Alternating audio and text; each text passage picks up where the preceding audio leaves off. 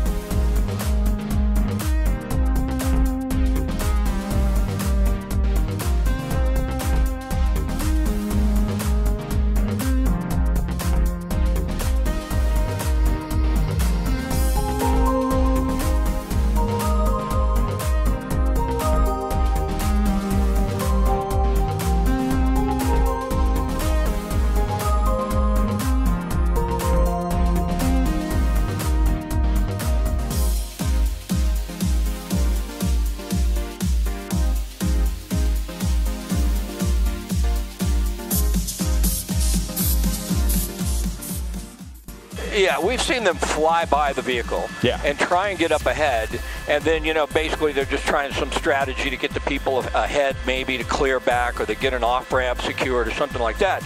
But I've never seen, at least not for a long time, you know, I've been doing this for almost 37 years, and I could tell you 30 years ago, they would do this a lot. I mean, they were a lot more aggressive, especially in some of these other agencies. They would get right behind the suspect at high rates of speeds. But over the last couple decades, things have really calmed down. And it's not usual from what we see up here for a patrol car to get that close. And at these types of speeds, if the patrol car would get in front of them, I just don't know what could be accomplished besides putting a lot more than just the officer and the suspect at risk, but also other people on the freeway. Now, if the officer continues to go by here in the carpool lane at a high rate of speed and get in front and isn't right next to him, we've seen that type of procedures before. We've seen that many times, but not right on their tail at high rates of speed. Well, and also, he's got the officer now has a better look ahead from there, because you noticed he kept creeping to the left. I mean, maybe he was trying to see around the truck a bit, but there's more. He might be trying to observe what's going on in the cab of the vehicle as well, just to get a better look. We don't know, but it was unusual to see that.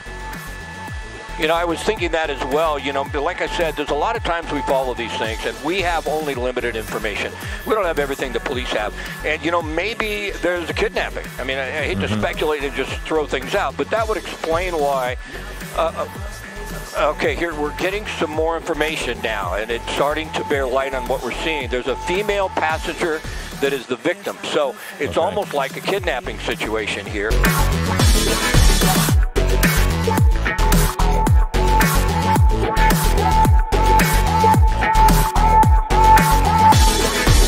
You'll see the difference now. If we change it, you'll know how.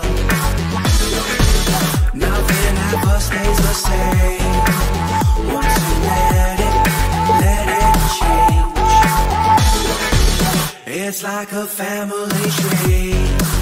Part of you and part of me. And if we should separate, go your own way, I won't wait.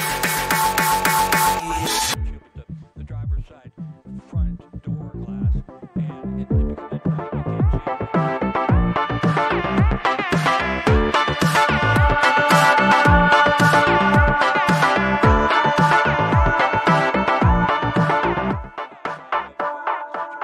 Bring the funk back.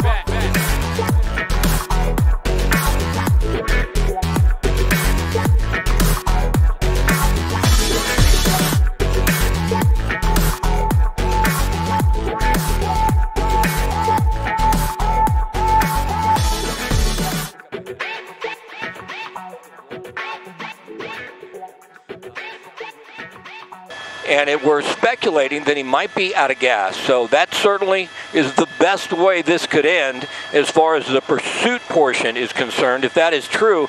And it sort of looks like that may be the case. Well, and Scott, you know, we mentioned this began as a carjacking, There's a very real possibility somebody was just sitting in the vehicle when the person by force took over and took off with this person. Now, that again is just conjecture, and maybe not. Maybe this person saw the officer and now realized, okay, this is, because that officer was right on the shoulder or right on the back bumper. So maybe this person finally has been shaken into reality, but it is certainly possible they could be running out of gas. But it does seem as if they're still going 30 miles an hour. I think they would have slowed completely down by now without gas. Yeah, you would think so. Yeah, you'd think the vehicle would have just completely stopped. So at this point, although it looks like that is more and more the case, maybe it started to sputter and it just couldn't keep the speed up. Sure. And then slowly started to stop. It's been a long time since I ran a car out of gas. I'm not sure. Not me. It runs on fumes for a few minutes. That's for sure. Okay. Yeah, I remember in my youth. It was just a long time ago. But this is different now. Open up a little bit. Yeah, open up a little bit. I'm just going to give you an idea of the scope. The helicopter flew overhead. 3 patrol cars behind. You can go back in. This is right before the Firestone Boulevard off-ramp on the southbound side of the 5. So CHP is going to block all traffic from coming down this way. We're down to 15 miles an hour. Maybe out of gas, but as you mentioned, Philip, it's really strange. If he's running out of gas, he can keep rolling. Maybe this portion of the 5 is downhill a little bit, but continuing to slow. Patrol cars right behind, and things really get dicey here. So you've got the freeway shut down, you've got CHP behind the vehicle, you've got a suspect in there with a female victim. We don't know her condition. It looks like the hands are out of the vehicle. So CHP on the bullhorn is telling the suspect to do that, and that certainly is encouraging news right now that the suspect is cooperating, putting the hands out. That's what they're asking for. Maybe throw out the keys, and then they'll slowly get the individual out of the vehicle. If he cooperates, they'll get him down. Almost looks like something might have been, it was a bird that flew by. I thought something might have been thrown out of the window, but that's not correct. But we'll open up a little bit. Things can get dicey in a situation like this. It looks like the right door is opening up. And also, can you imagine the fear for the passenger? You heard about?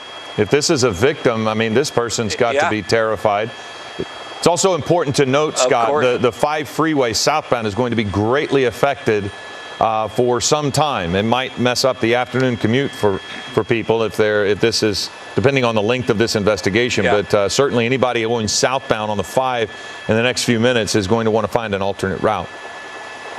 Yeah, in the short term, absolutely. If you know somebody who drives the South 5, you reach out to them, get onto a surface street, and then join the 5 freeway past Firestone. Get on, down at Carmenita possibly, and that'll help. But you can tell what's happening right now. The suspect, the driver, is down on his knees with his back to the officers. The female victim, they believe, that's the information they have. They're asking her to back up towards the officers. They don't know which is which. They don't know exactly what they're dealing with right now. They want to separate them. They want to make certain that it's clear to approach. They still have to worry about there possibly being more people inside the truck. That has not been cleared yet. But they're going to take the female suspect or the female. We don't know if she's a suspect or a victim at this point. We have some information that maybe she was the victim. They're going to get her first. They're still concerned about the other suspect. If he does have a weapon, he still could be a danger to the officers and to the woman that you see there. As a precaution, they're taking her into custody.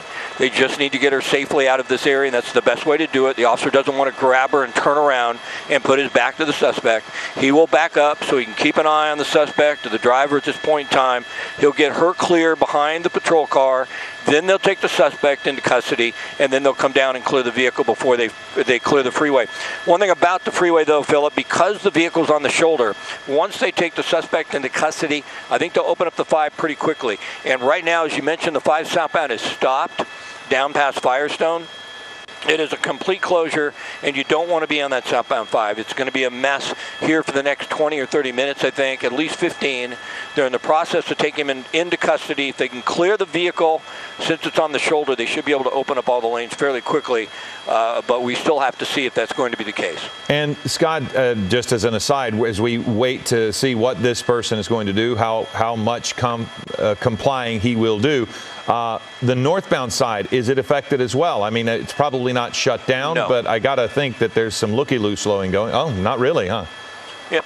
Yeah, this is a portion of the 5 that I talked about, Philip, earlier. They open up so many lanes. You know, people really had a tough time on the 5 freeway during construction. But the portion from the 605 down into Buena Park, you've got like 6 lanes in both directions. And traffic through here has been really moving well since they finished that, or a portion of it. So the suspect is complying. They'll get him face down.